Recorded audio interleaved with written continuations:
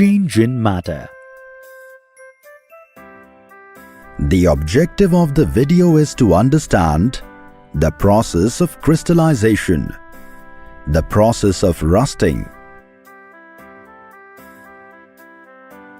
Children, in the previous video, you have learnt about the chemical changes and the examples associated with it. Chemical changes are permanent and physical changes are temporary. In this video, we will learn about the process of crystallization and rusting of iron. Let us then go back to Rama and Babu and know about these two processes. Babu, we did a lot of work in our school. Some students in our class are participating in the science exhibition. We have to show an experiment. I am wondering, what experiment should I show? Experiment? I suddenly remembered something. Didi, today in our science class, the teacher told us about crystallization. He also showed us an example. Remember, I had told you about two kinds of changes?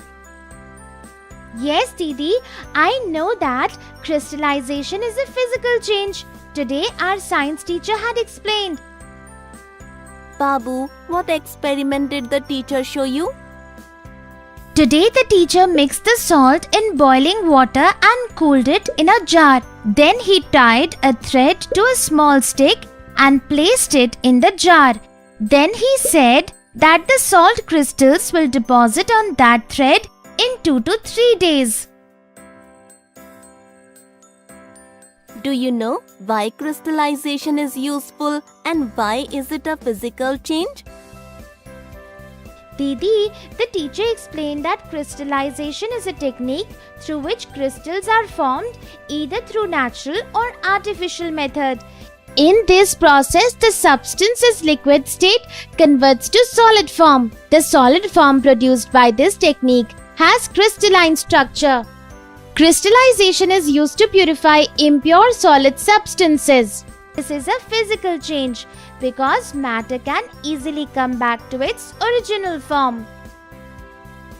Yes, you rightly said it. Another example of crystallization is the purification of salt. The purification of impure salt crystals in the sea water to salt is done by crystallization, and salt gets converted into larger crystals. Oh, I see. Can you all think of another crystallization process which is beneficial to the humans? How much we can learn from science? You are right, Didi. What is this? Why are these workers removing this hand pump from here? Come on, let's find out.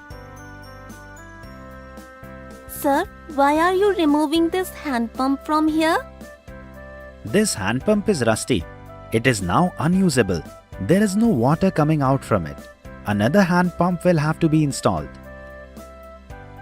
Is it? What is rust, Didi? I have some knowledge about this, but I would like to know more. Look, can you see a brown layer here? It is called rust. Because of this, the pump got spoiled. Yes, I can see it. I even saw such a layer on the iron door of our house. But why did father not remove the gate? Babu, let's talk while walking towards the house. I will tell you about this process.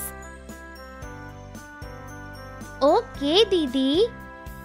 Babu, a few days ago, I explained to you about chemical changes. Do you remember?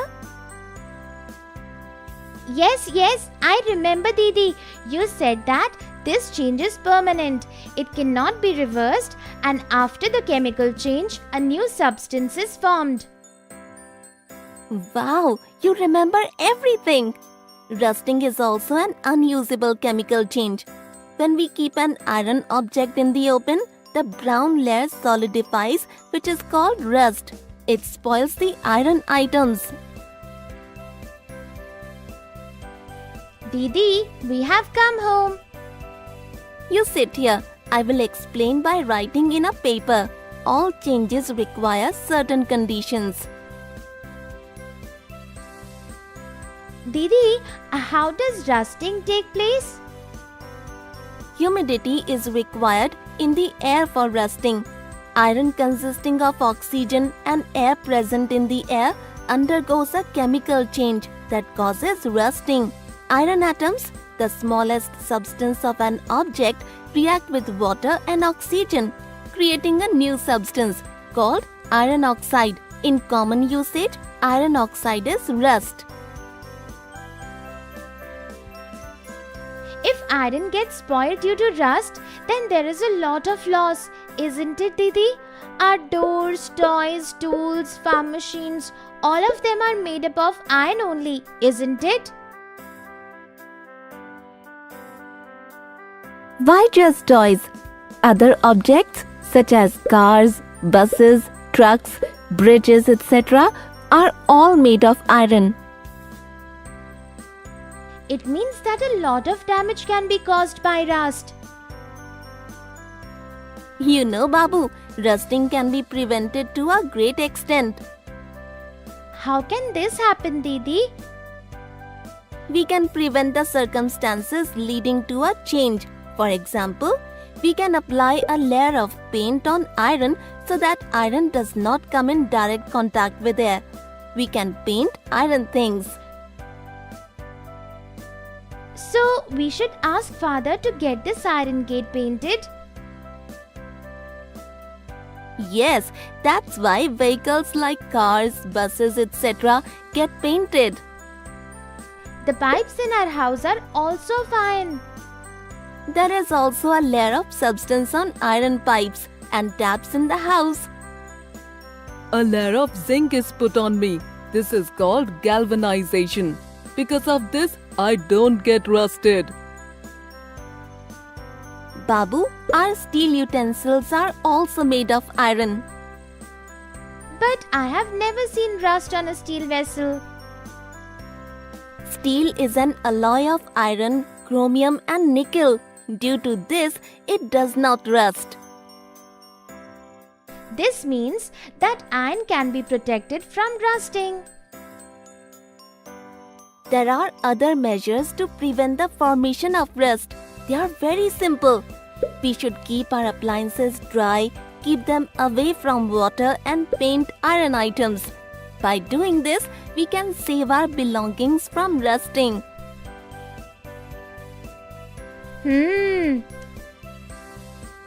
Even after drying the frozen water on our bikes, scooters, bicycles after the ride, these vehicles will not spoil quickly.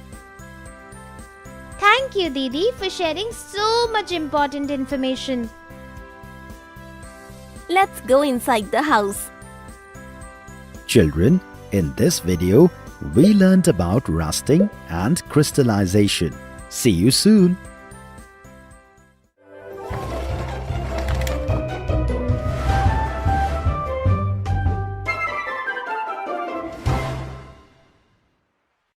Change. The objective of the video is to understand what a chemical change is. The examples related to chemical change.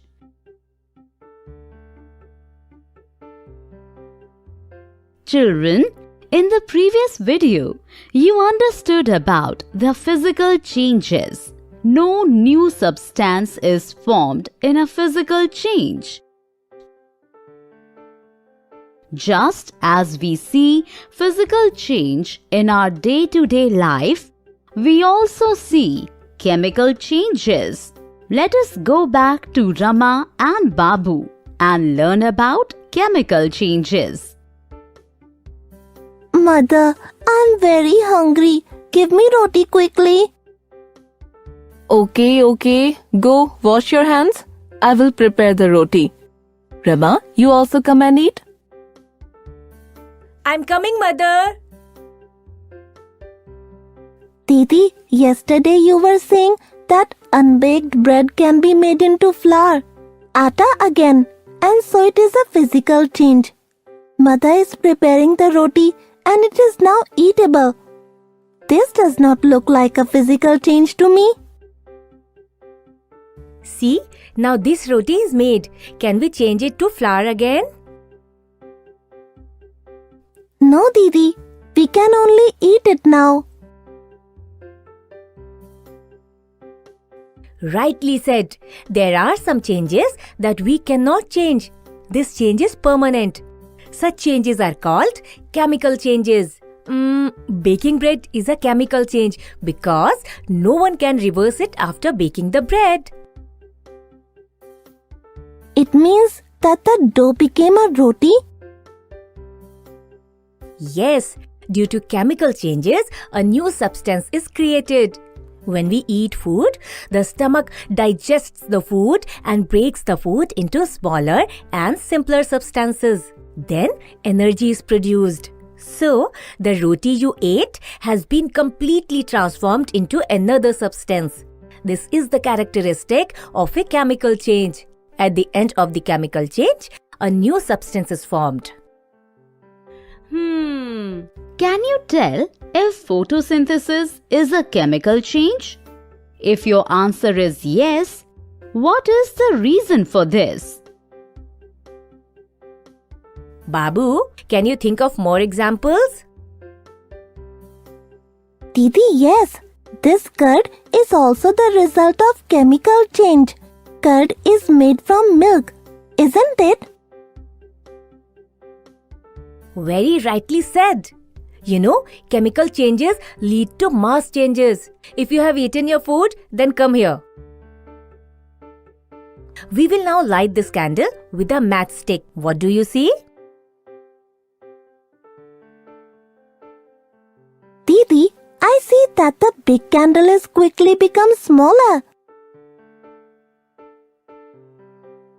It became small due to the burning, and this will get converted into carbon dioxide and a little steam which will go into the air. Matchbox can burn coal, wood, etc. And these are all chemical changes. Am I correct, Didi? Surprisingly, a small matchbox with very low energy burns a lot of heat and light energy when it burns wood or coal. I remember now, Didi. Firecrackers we had bought for Deepavali, when burned, will result in a physical change. Wow! Burning crackers is classified as a chemical change because after burning of crackers, heat energy, sound energy and light energy are produced. This change is irreversible and is also permanent. The chemical changes look dangerous. You know, Babu, on the other hand, some chemical changes are very useful.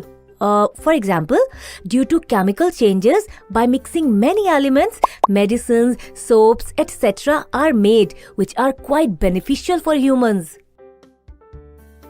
Oh, okay, Didi. Then, what are the side effects of chemical changes? When food is spoiled due to chemical changes, it is an unwanted change. Due to this, the nutritious elements of food are destroyed and food is not edible. Burning explosion, food spoilage, color change and smell are all unwanted aspects of chemical changes. Didi, you have explained all this to me so well. This information will help me in doing my homework. Children, as you have seen, chemical changes are irreversible. Some are beneficial to mankind and some are harmful.